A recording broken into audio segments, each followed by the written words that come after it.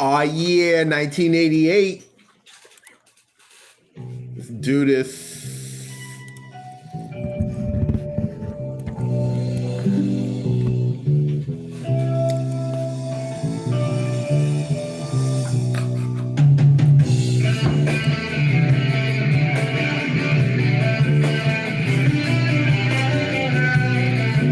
This crew wasn't even around then.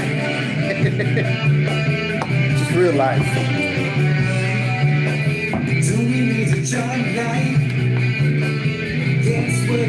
Laffy. Everybody seems to know it. I always got it wrong here. I wanna be around when it love runs out, love runs out. Hey, did you listen to Black Panther? Yeah. Good? Yeah, it's good.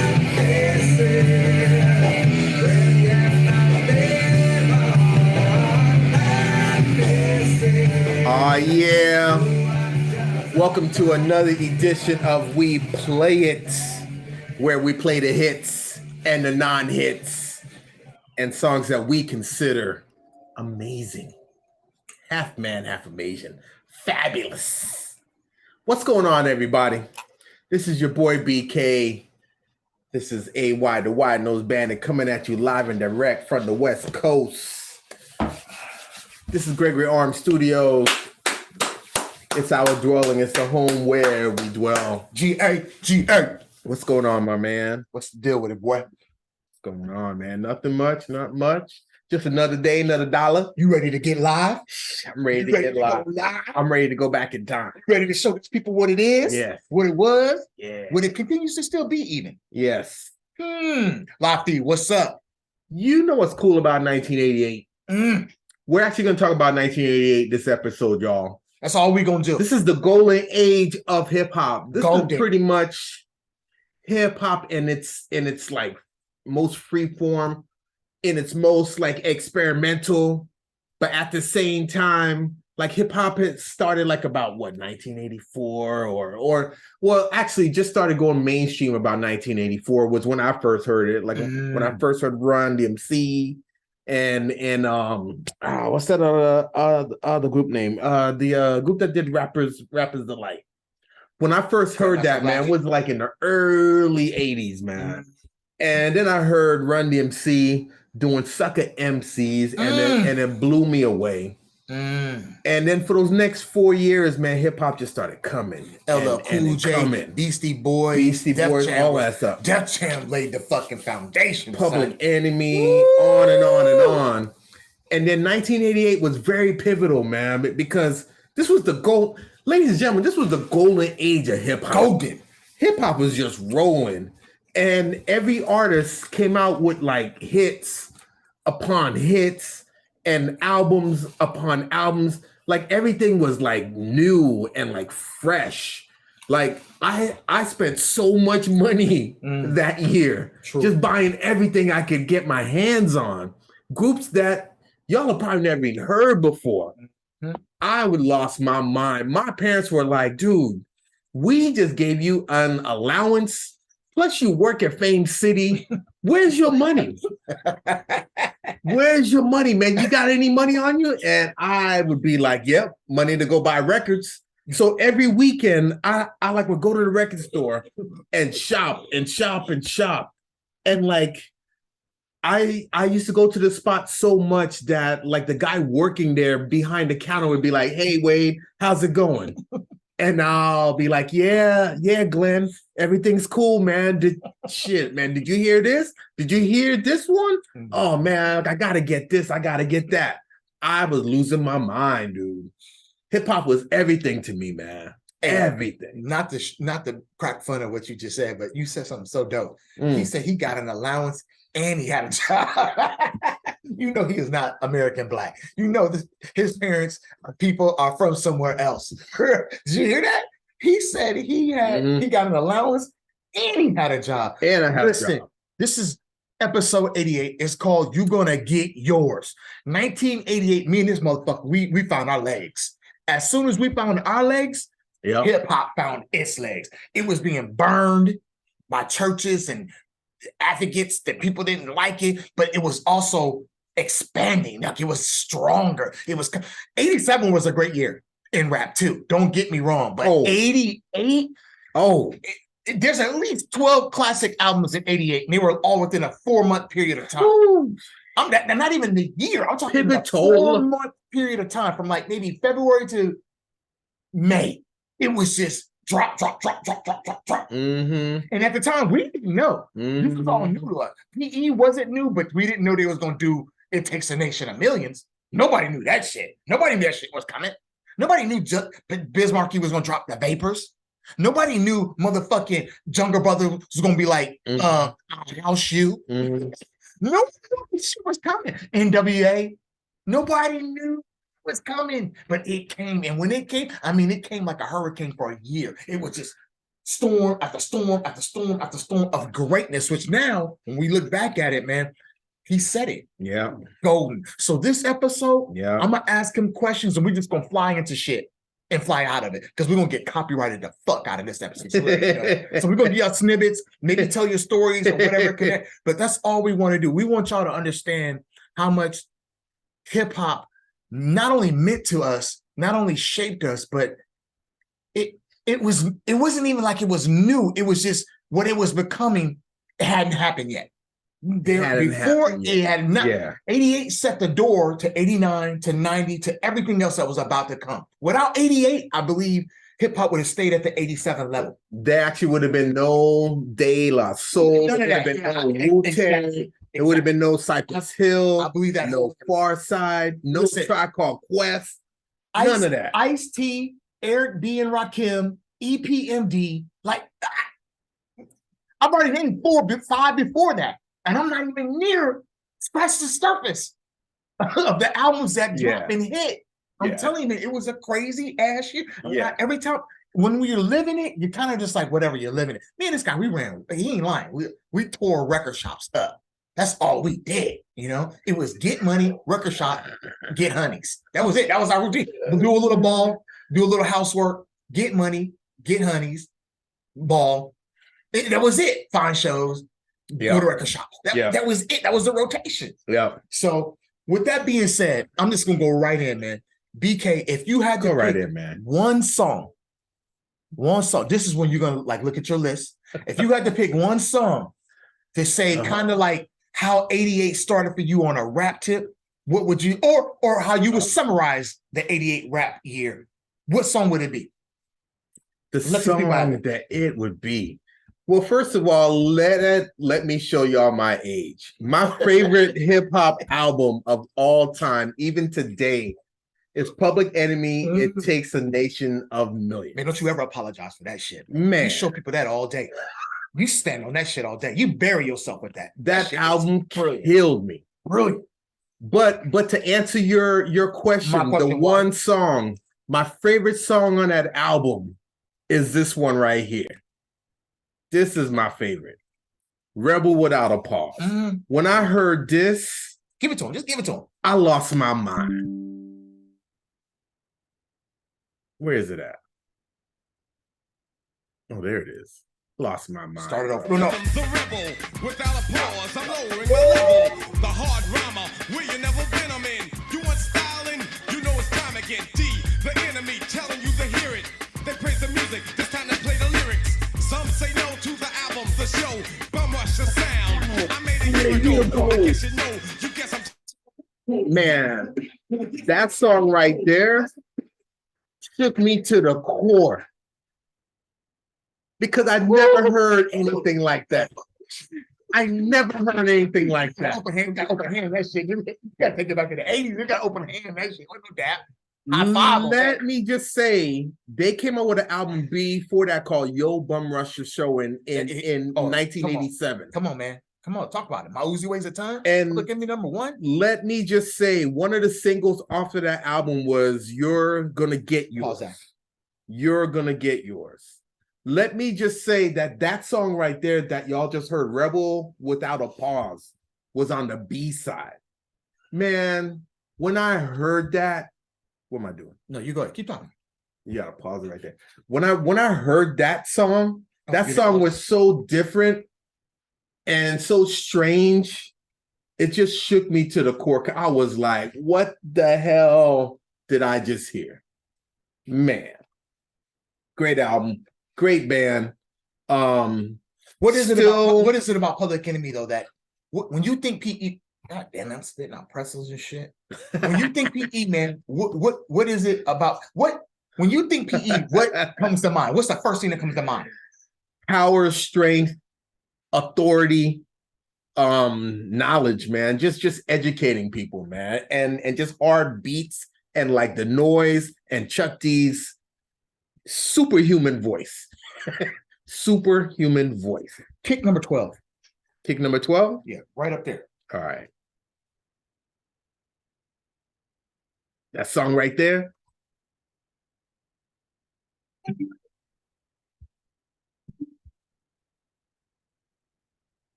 This one? The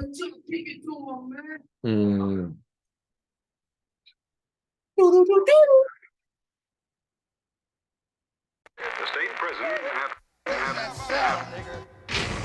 I got a letter from the government the other day. I opened and read it. It said they were suckers.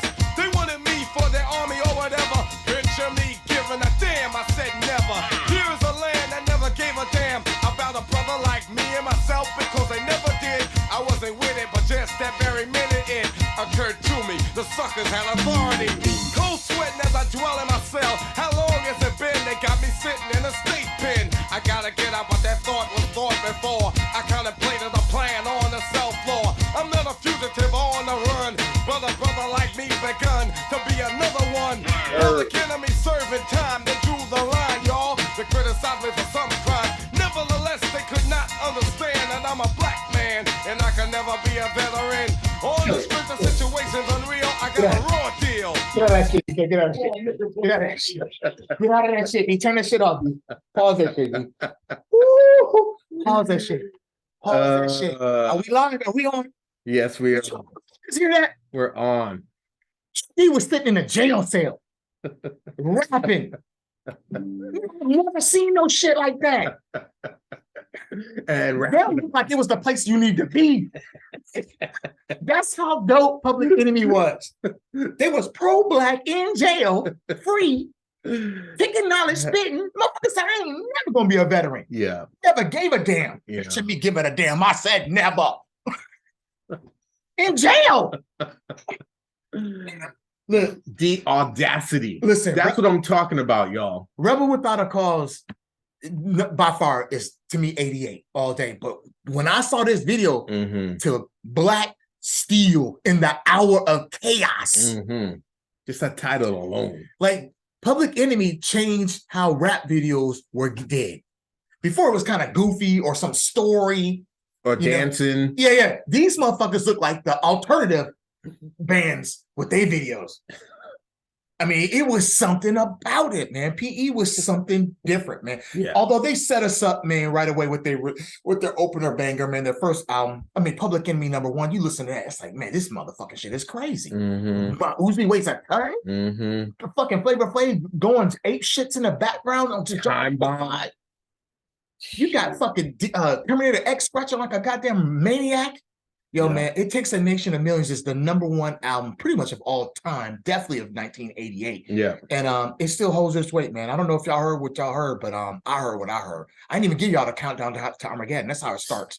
I mean, letting y'all know, man, they came hard. So, with that being said, not just Public Enemy, who else to you was very influential?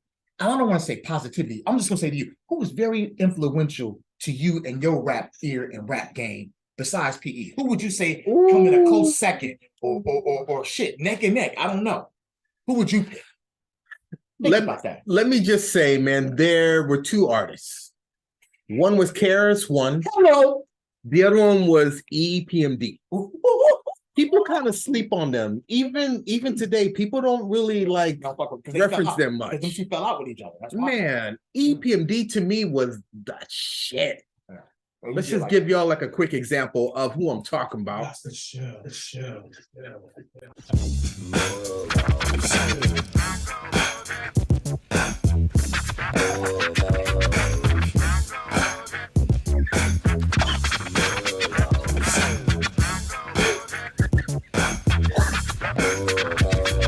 Relax your mind, let your conscience be free and get down to the sounds of your PMD. But you should keep quiet while the MC rap. But if you're tired, then go take a nap. Or stay awake and watch the show I take. Because right now, I'm about to shake and bake. The EICK is my name, I spell. Thanks to the clientele, yo, I rock well. I'm not an MC who talking all that junk about who can beat who. Sound like a punk. I just get down and I go for mine. Say check. Come on, man. Get off that shit. Come on, man. It's too much. You mean to tell me, come on, man, if you went into a club right now today and you heard that shit coming, you mean people would be like, what the fuck is this? You think that? I think niggas will lose their mind, right? I think so too. Oh shit, this is Drake, bro. This is Drake. Oh my This God. sounds so good, man. I almost fucking broke my neck bone. 1988 had some timeless ass stuff. And I actually think hip hop was so new and it was so fresh. Pretty much the playing field was wide open. You could try stuff. You could experiment. You could hit you with bangers like songs that are surely gonna rock the club, but also songs that are surely gonna rock you on the street, like on your headphones, just chilling like on a bus somewhere. I mean, 88 was incredible. EPMD, that song was called You Got to Chill. That group kicked my ass when I first heard that track right there, when I heard it drop on Yo MTV Raps. And the other act that I was talking about was KRS. No. I was just about to. Yeah. Take it. So my second, Take it. most influential, if not neck and neck, because he stood on his own, even though he was a group. KRS-One with Boogie Down Productions. When motherfucking what is it? What's the name of it? What's the name of the album? Where can I see it? Which one? The album 88 that dropped. Oh, there. By All Means Necessary. When he's standing on the album cover, posing like Malcolm. Yeah. I was like, man, I caught you, man. You were like, oh. You know what it is? I'm looking at your folder and I'm looking at my folder, and it's off. It's off. You're in a different spot. Hey, man, you wanted two folders. No. It's just you got one here, but this doesn't work. You can't click on that. You're playing from here. I think I can click on here. You probably should, but I didn't want to fuck with you. That's why I thought you were gonna have them side by side, or you would just arrow. I always just arrow back, but I know you don't do that. You go up and down, but it doesn't matter. So check this out. So I'm gonna tell y'all a story. Just real fast before we play this song. I want you to play My Philosophy. It's number 5 for me, or it's number 6 for you. Understand? Okay. So I remember the day I bought this record. He was actually with me. He drove me down off the 59. Yes. Off the 59. Yes. And we get it. And I remember getting home and just letting it go. This song came on first. My Philosophy. Give it to him, man. Deeply. In about 4 seconds, a teacher will begin to speak. I think very deeply. Let us begin. What, where, why, or when will all be explained like instructions to a game. See, I'm not insane. In fact, I'm kind of rational. When I be asking you who is more dramatic, this one or that one, the white one or the black one. Black the punk, and I'll jump up to attack one. One is just the gotta lead a crew right up to your face and diss you. Everyone saw me on the last album cover, holding a pistol, something far from a lover. Beside my brother, SCOTT. I just laugh, cause no one can defeat me. This is lecture number 2, my philosophy. Number 1 was poetry. You know it's me. You know it's me. This ain't right. This ain't right, man. I'm making my head itch. That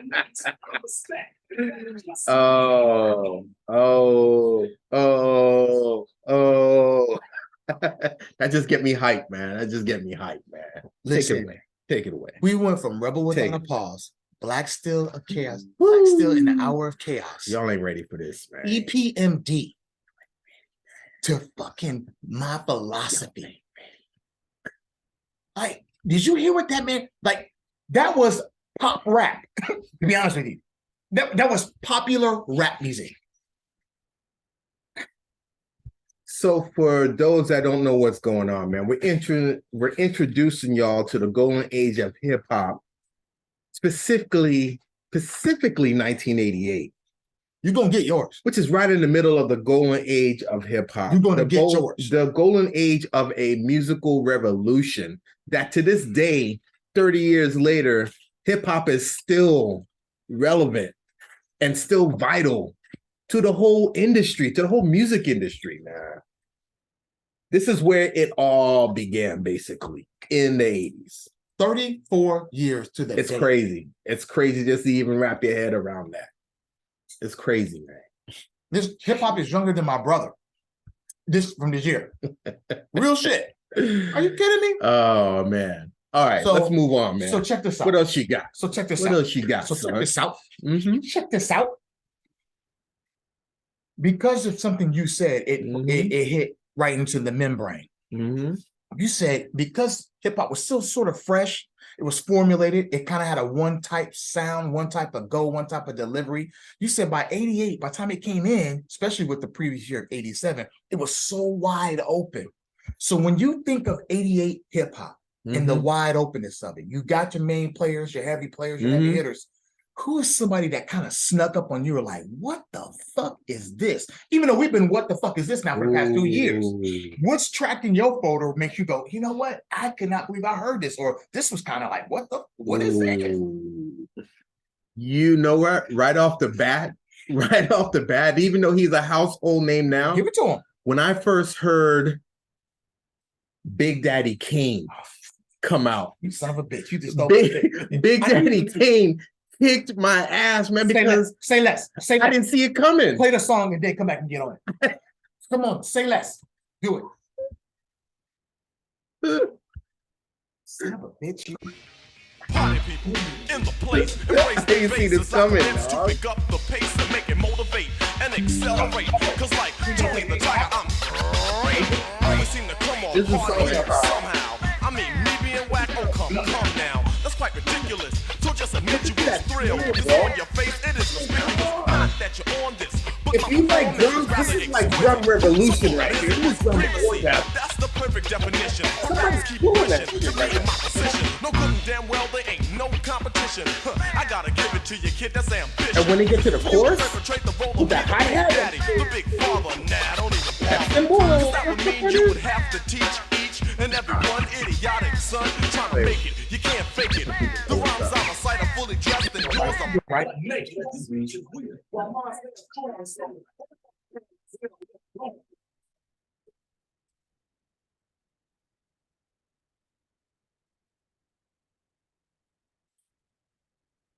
Set it off. There ain't no help stopping that. Fuck oh, me up. set it off was another one. Set it off. When I first heard Big Daddy Kane was part of the Juice Crew Yup. with Biz Marquee, Mm, DJ Marley Marl, Mm. MC Shan, mm. and then out of the blue, Big Daddy Kane hit us with this song called Raw, and that song was bomb. But Evil. this song, the first song on his album, Long Live the Kane, kicked my ass. And just his lyrical flow and like what he was talking about, how he's so dope, and like Long Live the Kane, like he's a star. Like song one, Song uno. Long Live the King, blew me away, man. I was like braggadocious, man, like to the fullest. I love it, love it. Honorable mentions on Long Live the Kane, 1998. Yes. Big Daddy Kane. Ain't No Half Stepping was amazing. That was the joint. Everybody was in the club loving it up. That song And was they- dope. But the sneaker, like he said, Long Live the Kane was a sneaker, and Set It Off was a sneaker on that album. Just two bangers, two like you didn't really know that was how he was gonna come with it. You know what I mean? soul in control and effect. So what the heck? Like the that, disco ooh. text and this groove is what He's always Attack, ooh, react, exact, ooh, the Mac, I'll move you in. A strong song as long as you groove to this. I keep the crowd loud when you hype. Do damage on stage and into the mic. Well, check it out. So that's your pick, right? I was gonna do Big Daddy Kane. I was gonna do Ain't No Half Stepping. That's cool. You got it. Ooh, okay, But what I'm okay, gonna do is I have another one, Okay, but I don't know okay. where it's at in your folder. Where do you have Eric B and Rakim? Well, I can find it right here. Okay, perfect. Go to my Yeah. folder then and go to Eric B and Rakim. Just scroll down. You'll be Just able to get jumping all over the place today. All right, all right, all right, all right. So what am I looking for? Go down. No, the other way. He said go down. So, Oh, now go back. There you go. Slow down. Go a little more. A little more. A Uh-huh. little more. You're gonna go microphone thing. okay. Play it. All right, all right, all right, all right. All right. I ain't ready for this. I'm only gonna have to explain this.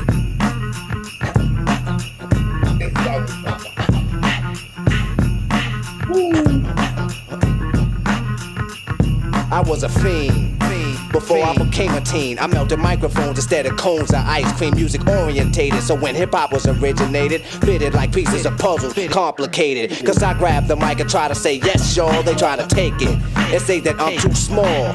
Cool, cause I don't get upset. I kick a hole in the speaker, pull a plug, then I jet back to the lab without a mic to grab. So then I add all the rhymes I had, one after the other one. Then I make another one to diss the opposite, then ask if the brother's done. I get a craving like I fiend for nicotine, but I don't need a cigarette. Know what I mean? I'm raging, ripping up the stage, and don't it sound amazing? Cause every rhyme is made and thought of, cause it's sort of an addiction, magnetized by the mixing. Vocals, vocabulary, and verses just stuck in. The mic is a Drano, volcanoes erupting, rhymes overflowing, gradually growing. Everything is written in the code so it can coincide. Listen. Listen. This ain't People, fair. listen, This people. ain't fair, man. This ain't fair, man. The previous year, or was it This ain't fair. 86? Eric and Rakim, they came out with My Melody. They had a couple of other hits. It paid in full, but it was all kind of like happy, but it was just cool music. All of a sudden, man, Follow the Leader comes out in 88. The first 4 fucking tracks, Follow the Leader, Microphone Fiend, Lyrics of Fury. I forget the 4th one, but another badass song on that album is The R. Yo, Rakim just said, fuck rap. Musical He said, fuck rap. I'm gonna show you motherfuckers lyrics. The way this motherfucker, I mean, he spit cool in My Melody and paid in full. That was cool. But this motherfucker, he took rap to that whole next level. Like 10, almost 12 years too soon. Way too soon. He's still considered lyrically probably the dopest motherfucker in the game that ever did it. Yep. Follow the Leader, man. When I heard this shit, because I wasn't expecting it. I thought it was gonna be more of that, like My Melody, some cool ass shit, you know what I'm saying? They came out sitting on top of that car beer with their backs looking up. You're like, what's about to happen? I remember saying to myself, yo, this don't seem what? And then the first song, This don't seem friendly. right, this seemed a little different. Money at, what the big dollar bills at and shit, you know? I was like, something's wrong here. I put that shit on. I think I played this album for like 3 weeks straight. It was dope because I remember having it where I put it in my collection in my room on my walls and shit. It was started the A in my initial. Yo, I'm gonna do a Yako, man. Hey, why do I know who's band? Man, this is BK, man. Yo, we giving y'all episode 88, man. This is You Gonna Get Yours. We breaking down the dopest rap that we thought, that obviously everybody else thought and knows, that happened in that era, man. Because it was such a, to me, it's a year you can't sleep on as far as rap. Hell yeah. As far as I'm concerned, how rap goes. Whether you old head, new head, it doesn't matter. You need to know this. Yes. Go ahead. So let me ask you, man. Females, man. Who was your favorite female rapper at the time? You know what? There was a couple of them, right? Give me one. But the only one that I really can say, like, man, I listen to her. Come on, you know it. It's MC Light. MC Light as a rock, man. You can Oh, play Paper God. Thin. You can play 10%. Paper Thin was my Hey, shit. 10% This was dope though too. You know, Light as a Rock was the hit. Don't play the hit. Play something else. Play either Paper Thin. Paper Thin. I'm gonna play Paper Thin. Thin for y'all, man. Before you do though, Yes. MC Light, she was 25 years. I mean, Salt and Pepper was one thing. There was a couple of other, you know, Miss Melody was tight. Sister Soldier was okay. MC Light stood not alone. She kind of stood right in with the era of that New York. To me, I feel like She was a lyricist. I feel like she held her own. Hell yeah. Queen Latifah was tight and shit, but then she was a little after. After. So MC Light to me was she's like the Madonna. I feel a rap. She paved the way. Yeah. She made a whole new. I mean, it wasn't a wide lane, but she created a lane that if you were good enough, you can get in there and make something happen. Because she damn sure had nobody in front of her. She had to do that all on her own, and she did it very well. Hit him up, Keith. This is paper thin, like. Check this beat out again. I love beats. When you say you love me, it doesn't matter. It goes into my head as just chit chatter. You may think it's egotistical or just very free, but what you say, I take none of it seriously. And even if I did, I wouldn't tell you so. I'd let you pretend to read me. Again, that Then beat you alone. Because I hate when one attempts to You can say analyze whatever. back. I despise. You're Those gonna who kill try it. to look into my You're gonna eyes to kill see it. what I am thinking. That dream is over. Your yacht is sinking. I tell all of you like I told all of them. What you say And to the crowd, me is just paper thin. Word. I love it. Listen to that. Listen to that. That shit always killed me right there. It sound like a car starting up that can't start up. I love that. I'm not the kind. Awesome, man. Awesome female. She was holding it down. MC Light on the microphone. That album was called Light as a Rock or something like that, right? Yep. Light as a Rock, man. Look, I got that somewhere, man.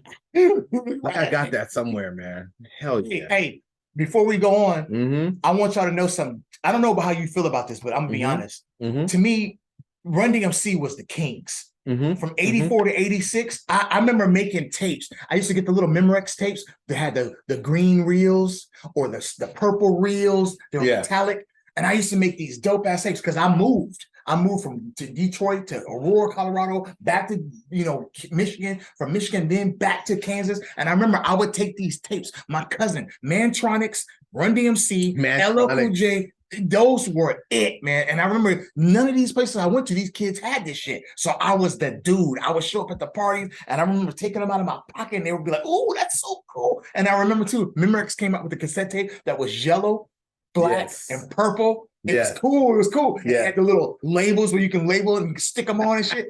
Yo, I was the guy, man. I was the guy when it came to that shit. I brought all the music. I had all the music. So by 88, Run DMC, they're popular now. Now they're truly like a pop rap. Mm-hmm. But I'm gonna tell you something that they did to make motherfuckers understand. On Tougher Than Leather, which was released in 88, hit beats for the rhyme. Oh, hell yeah. I was looking at that. 29 on mine. Hell yeah. Set them up. DJs and MCs coming Just so y'all up next, the motherfuckers one know and what only, they was really all about. incredible jam. Yo, back up from the road. Beats to the rhyme I just made. Party at the jam till lights and nights fade. True before the culture, we all get paid. So let's go. Yo, D, that's me, the king, the MC. Rhyme get mine on the T.O.P. The first time I heard it, I was like, oh shit. It's like the A, the B, to Like the nothing on C. the album either. It's No, even none of that was like they let it go. They let it go. It's time for week 2C. So what? So rhyme or speak your piece. Why? Cause you can't touch Jam Master J. Cause it's number 1, 2, 3, 4. Get it. Dance to the rhythm, the rhyme of pro flow. Chance that we give them is done, I told you. All these routines like 1983. It's just a little reminder. So don't fuck us, it's kinda A little message from GMC. Yo. Yes, sir. God damn, Yes, boy. sir. Yo, man. That was some flavorful shit right there, man. I hate to say this, man, but it's the truth, man. I feel my youth, bro. I didn't realize how young we was, man. Like, you know what I'm saying? Like, you never know the moment because you're not really in the moment, man. True. Like, you gotta be present, bro. True. I'm working on that now that I'm older, man, because truly, it's the only moment that matters. True. But I'm feeling it, man. We were young, though. We had no idea, bro. Young and stupid. We didn't give a fuck. right. Like one day we were right here, and the same day we were on some Cure shit and Depeche Mode, and what the fuck was we doing, UK? Oh no, man. Oh man. Did you like Slick Rick? I did, man. Yeah. I gotta. Well, let me say I this. was a Slick Rick fan. Well, since you asked me, you let me go first. Yeah. So I'm gonna tell you something, and you're gonna play the song, and everybody knows this song that we're about to play. Yeah. But I'm gonna say something about this song that I don't think people really truly Okay. look at it as, especially artistically. Slick Rick's Hey Young World was the Mhm. first time I heard rap music or a rap song sound like an alternative song to me. It sounded like De La Soul before De La Soul even did, Yeah. Potholes in My Line Yeah. and the skits and everything Yeah, else. yeah. It was slowed down. He had no attitude, no anything. He just said his words. He just said his. It's like he read it from a piece of paper, bro. And just said, listen, man, Yeah. stop acting like a dumb dummy or Yeah. you're gonna hurt your mommy. Yeah. And I said to myself, what the fuck is that crazy loop in the background? But he was serious. Let me hear what these people are talking about, man. Let them know what. Oh, what yeah, they're- go ahead. Hold up a second. Hold up a second. My bad. Go ahead. No, play the shit. Hey, Young World. I'm trying to tell you, man. Jump.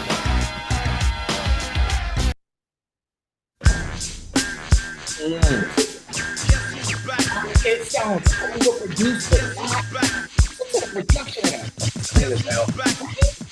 now look at Hey, young world, the world is yours. Hey, young world, the world is yours. Young world, the world is yours. Radiohead. That's right. It may cause concern. You never heard. You didn't hear Why no don't shit. you listen and learn? Love brings happiness. That once was strong, but due to society, even that's turned wrong. Times have changed. Hey, it's cool to look bummy and be a dumb dummy and disrespect your mommy. Have you forgotten who put you on this earth? Huh? Right. And who loved you since your birth?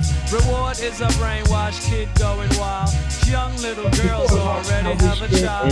Bad company, and now you've been framed. No, it's Hurted different. and ashamed. It's different, man. And your mommy Different. can't cope. Hey, little kids don't follow these dopes. As a rule from a non-fool. Your life don't drool. Don't be a fool like those that don't go to school. Get ahead and accomplish things. You'll see the wonder and the joy life brings. Don't admire thieves. Hey, they don't admire you. Their time's limited. Hard rocks too. Come on here. So listen. Be Remember the strong, video? Scream. Whoopie-doo. Video was Go sick. for yours. It was ridiculous, dreams bro. come true. And you'll make your mommy so proud of man. you too. And this is the message that the ruler Rick threw. And it's true. What I liked about this song, most of all, I like the way that this was on Def Jam. Like Slick Rick was signed to Def Jam, and Def Jam at the time was like Beastie Boys, Public Enemy, LL Cool J, Still Run MC. all of these hard beats and like hard rhymes and stuff. And here comes Slick Rick giving you a whole different spin on his album called The Great Adventures of Slick Rick, featured Teenage Love, Mona Lisa, Children's Story, which is a classic. Everybody's heard that. And then this song. Man. This shit was different. Came out of nowhere. And it was dope. And he was signed to Def Jam. Yeah. So right now, Def Jam is just like, well, shit, we feeling this shit. Right. We can do anything. Right. Man. I'm gonna tell y'all something, man. That song right there is Man. so slept on. People know it's genius. People know it's whatever, but it does not get the credit that it deserves for what it did in that time when nothing else was like it. That was like nothing else ever. It sounds simple and easy and whatever, but the production is there, the lyrics is there, the attitude of it is there, the whole design of it is there. He's speaking. He's being a conscious rapper right there. To be honest with you, Yep. that is conscious rap. Yep. I'm a little overexcited. I apologize. We're in our wheelhouse right now. This brother's emotional. Like 88, I'm telling you, it was special. You're gonna get yours. We getting So- ours, you're gonna get yours. Let me ask you this. I brought up the Jungle Brothers before, man. I know how important that group is to you. Give these people a song, and then I want you to come back and talk about the song for me. Well, I'm gonna change it up. Go for it. Jungle Brothers had a song. Well, first of all, they had their album. It was their debut album. What's it called? And Straight Out the Jungle. I never even heard of this band before. And I was like, the Jungle Brothers. Oh, this is different. Let me check it out. So I'm in the record store. You see, like the record store which we went to used to give us the option to like listen to this, listen to the album prior. Right? Had a cool cover. Right. And I was like, let me check it out. I heard enough beats to like be like, you know what? I'm definitely gonna cop this. But there's one song in particular that always bothered me, but bothered me in a way that it was just different. It was just different as hell. And I kept thinking, like, oh my God, this song is ahead of its time. And in a weird way, it didn't blow up, but then it did. And it's the song that is part of their legacy now that has propelled them forward. And it's called I'll House You by the JBs. Here it is right here. JB's, y'all. Yeah. The song shouldn't have been a hit, man, but it was. It still is, man. You can play this at any house. That's a dope ass. Check this out. Girl, I'll house you. Girl, I'll house you. Girl, I'll house you. You in my hut now. My hut. Girl, I'll house you. Girl, I'll house you. Girl, I'll house you. See, now that song sounds silly overall, but trust me, y'all. Soul to Soul, Karen Wheeler, Inner City, CNC Music Factory, all that shit. They all bit the hell out of it. I don't know where they got that from. I don't know why they would even do that. Like, Exactly. Yeah. Nothing else on the album sounds like that song. Right. But this is like maybe track number 5 or maybe track number 6 on that album. Yeah. It fucked me up, man. 'Cause I was like, what the hell is this shit? This is some different shit. And at the time, like, I wasn't down with it. But if you ask anybody about Jungle Brothers now, they'll probably reference that song. Got to. Black is Black though was my shit. You can't. Black is Black is dope. Black is the shit. Jim Browski's dope. Yeah. All of that shit's dope. But something about this song, even like on freaking Spotify, when you look at the plays and the streams, Yeah, this is their biggest stream. it's got the most, huh? Yeah. I think that's because of that house. Crazy. That house. Hey, Anyway, play Go number on, 14 on mine. number Give 14. it to him, man. I ain't heard this in a while. Give it to him. Oh shit. Oh shit. They got a lot of money. Everybody wanna be your buddy and honey. Like tall buildings that cost. It's a remix version, man, just because of that horn. Same yo, but this is the season. I'm catching the bait. Because I got time what I'm going to do. It's how your hardly spending out my crew. Well, you all know TJ Swan, who sang on my records. Make the music nobody beats the biz, well, check it. Back in the days before this began, he used to try to talk to this girl named Fran. The type of female with fly Gucci wear, with big truck jewelry and extensions in her hair. When Swan tried to kick it, she always fast, talking about, baby, please, you work for UPS. Since he wasn't no type of big drug dealer, my man TJ Swan didn't appeal to her. But now he trucks gold and wear fly belly boots. The album version doesn't have that horn right there. Now she stopped And the working chorus, and wants to speak and becoming it's like a whole every chorus to a single horn. It's weekend. dope. To get his people number, she be begging please. Dying for the day to get skis. She caught the vapors. She caught the vapors. Man, let me just say something really quick. I was a huge Biz Markie fan day one. Day one. I loved all of his music. He was so cool to me, man. And it's because of him he opened up me listening to MC Shan, to, you know, like I said earlier, Big Daddy Kane. Biz Markie was my dude, man. Nobody beats the Biz. All of that shit, man. Make the music with your mouth. All of that. Listen, Loved it. There's some people who are obviously leaving off. Dougie Fresh. Respect. Let me tell you something. Biz Markie was like, to me, the greatest. He was like MF Doom, not lyrically, but personality. I feel of the mid 80s. For sure. This is a guy you just don't think is gonna get it, can do it. And I mean, he's not the dopest lyricist, but his style, his Not setup, the best looking. his confidence, his whole swag. Only one guy can make a The song. Biz dance. Picking boogers. The Vapors. Nobody beats the Biz. Make the music with your mouth big. That's the reason why he came with the follow-up in '89 with one of the biggest rap songs of all time. Just a Friend. Everybody knows that. Only one guy could pull that shit off.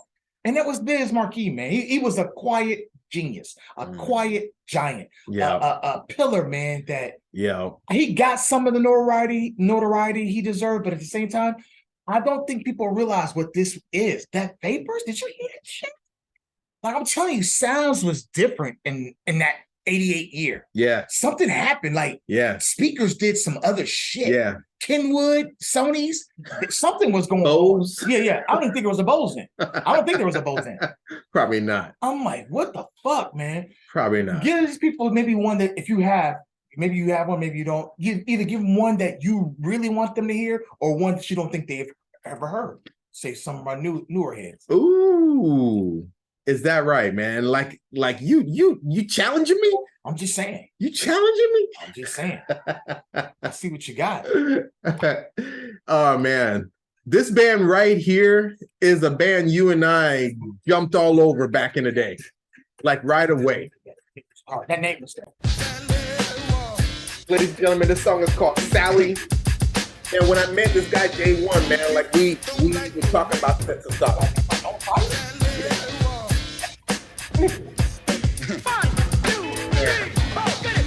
This story's funny. So Stetsasonic came out before the Roots and all stuff. Stetsasonic was an actual hip hop band with like Prince Paul, Daddy-O, Wise, DMC, man. Had original Wu-Tang. Yes. Yes. I'm sorry, man. Go ahead. This crew was dope. And this crew doesn't get enough respect, man. They had this song, which was a major hit, but they also had another song called Talking All That Jazz, which was a major hit that used to get a lot of play. Freaking everything else, man.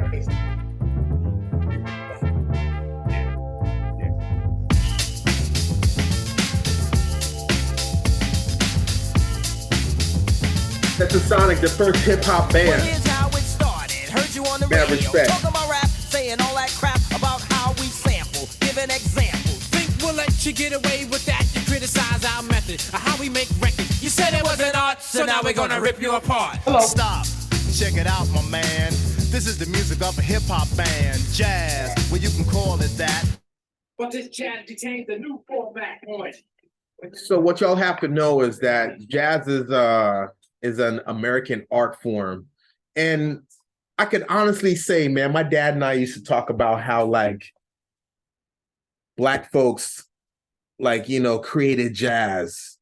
And then here's my generation years later, like decades later, doing hip hop. And it's almost like we kind of match, like our generations match with like coming up with a new form of music that people never even heard of before. And people were blown away by jazz. They still rock jazz now, and they still rock hip hop now. And it's created by my Black people. So I just want to recognize that. This song right here, Talking All That Jazz, is kind of touching on that point too. How like jazz and hip hop, it could be like, you know, combined and it could be its own art form. Jazz rap. Shit, man, like we are leaving off the West Coast, man. We need to like recognize some like West Coast artists right about now. Hit that button, control the volumes, kid. Which one is that? Already on it. Go back up. This one? There it is. I haven't heard this in a long time. Look at the album cover. Girl on the cover. That cover. The type I think was,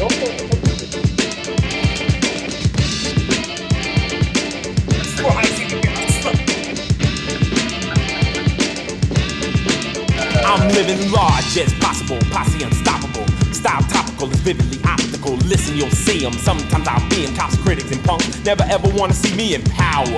Well, that's too bad. Apocalypse now, I'm back and I'm mad. We're coming, you're running, cold and cunning. Ice-T on the mic. Top gunning, after your neck, checking respect, making you sweat. Rhyme syndicate, boy, in effect. The rap motivated teacher talker, now rhyme stalker, we're thrilling. So we're the chillin', the hit offer getting louder than a shotgun. You don't want none. Rhyme Pays was the name of the album, but that was number one. This is number two, the posse through. We're gonna break through. Cut him off. Too much. Too much. It's too much. Wow. Give the people one more. Give the people one more something, B. Give them one more something. You know what? I'm gonna say this, man. So Def Jam was also known for like a lot of like rock rap. and they were pretty much the fathers of like, presenting like a punk band could be a hip hop act. And Run DMC did it with some of their songs. I think one of their biggest hits is like King of Rock. LL Cool J did it, man, with his early hits. From Queens Come Kings. Yep. But to me, Public Enemy did it best. Off of their second album, they had a song that I want y'all to hear, because I don't think some of the people have heard it, but it's called She Watched Channel Zero. My God. When you hear this song, you will remember it. All right? Here we go. It's a monster. Facts. Oh, yeah, because you're watching that garbage. Don't make no sense.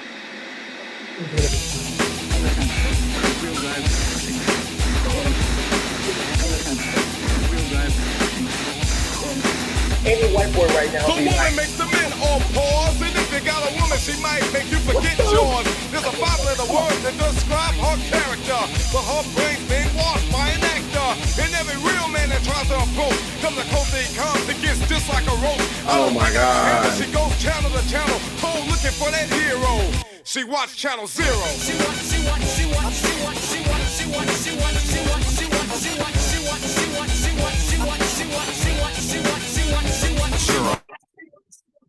Yes, sir. She watched Channel Zero. That was a monster. Go back to my folder real quick. Yes, I'm in it right now. Go to 30. Go to track 30. This is one. 30. There's a whole bunch of sleepers, but this one, I want y'all, just because I like the name of it. Mm-hmm. Give it to him. I remember that. Was sent to prison by a military court for a crime they didn't commit. And promptly escaped from a maximum security stockade to the Los Angeles underground. Today, still wanted by the government, they survive as soldiers of fortune. This beat is military.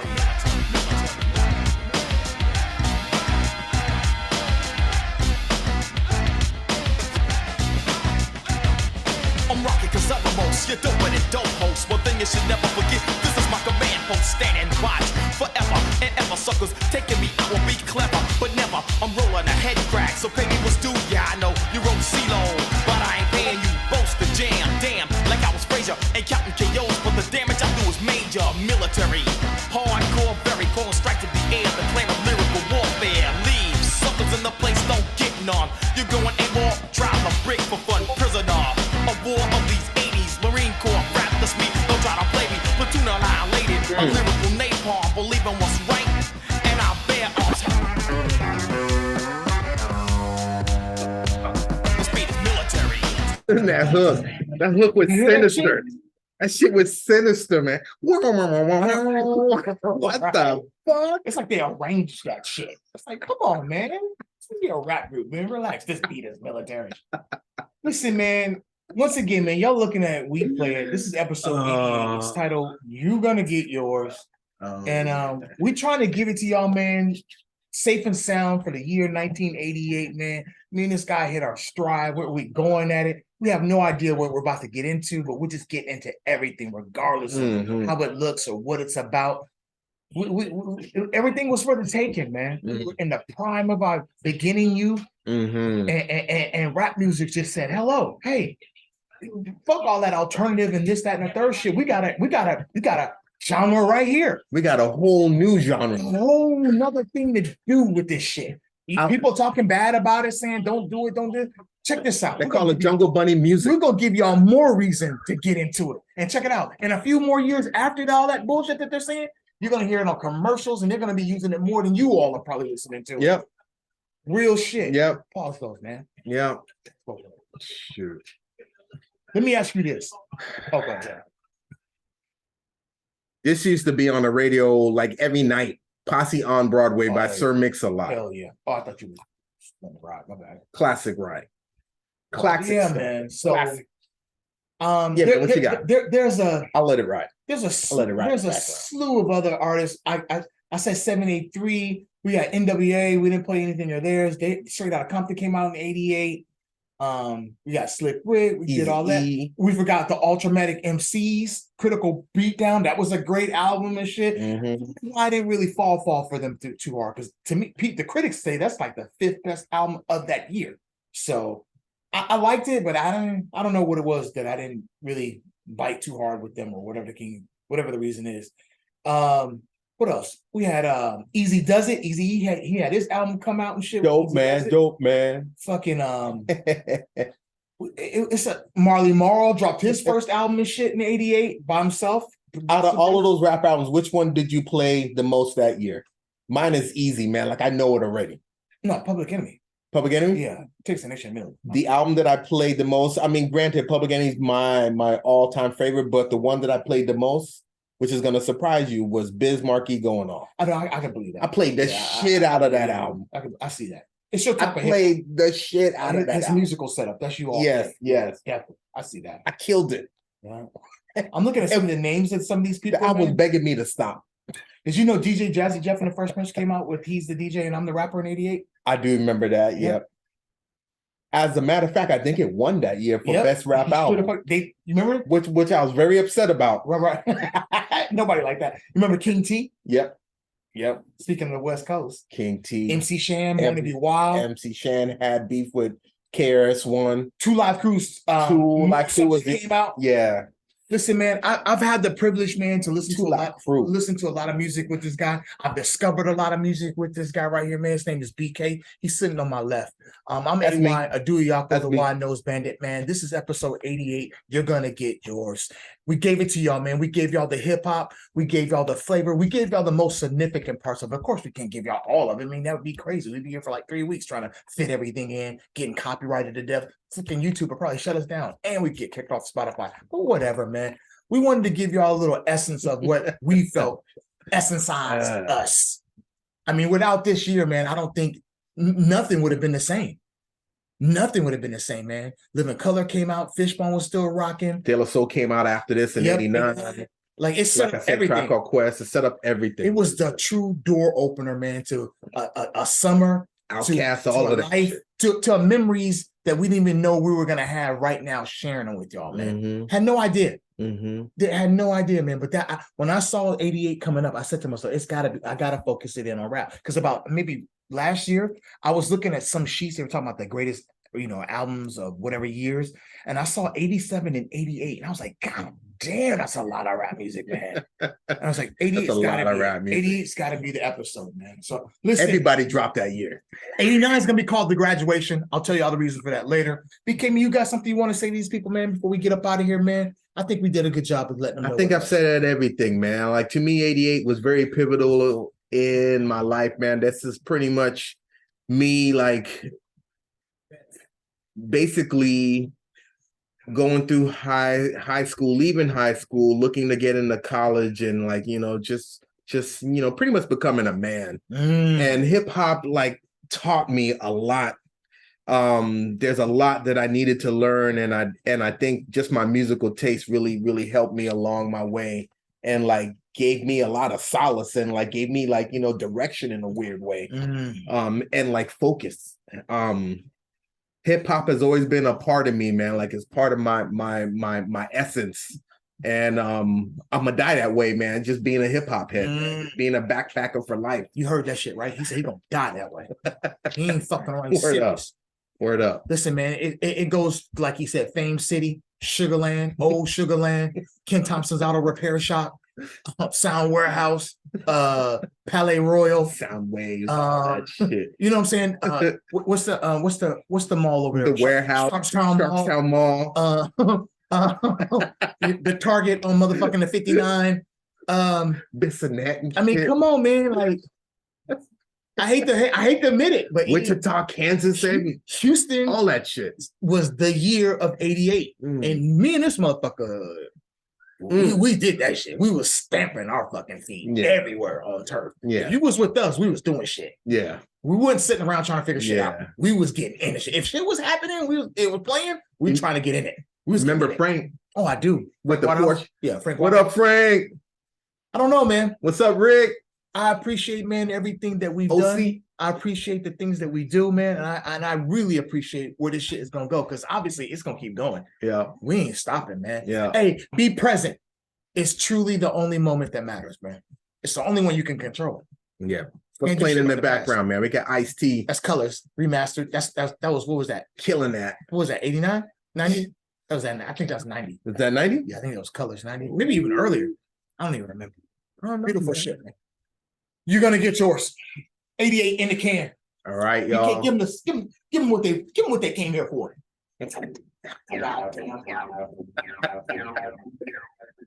Thank y'all for like sitting through, checking us out, having a good time. WPI, we played another episode. Let me get my fingers ready for the dispute. I'm gonna have a lot of disputing to do. Yes, you are. As soon as this goes in the Yes, can, you are. got huge red flags from YouTube's gonna be like, oh hell no. No, these niggas think. Hell Yes, no. we did. Yes, Shut we did. all this down. Yes, we did. You should be thanking us. So this could be our last show, ladies and gentlemen. Dude. Right? But anyway, sincerely, man, thanks for like checking us out. Thanks for supporting us. Thanks for being down with us since episode 1. This is episode 88. You're gonna get yours. Peace out. God bless. Catch y'all next time for 89. All right. Love y'all. We play WPI.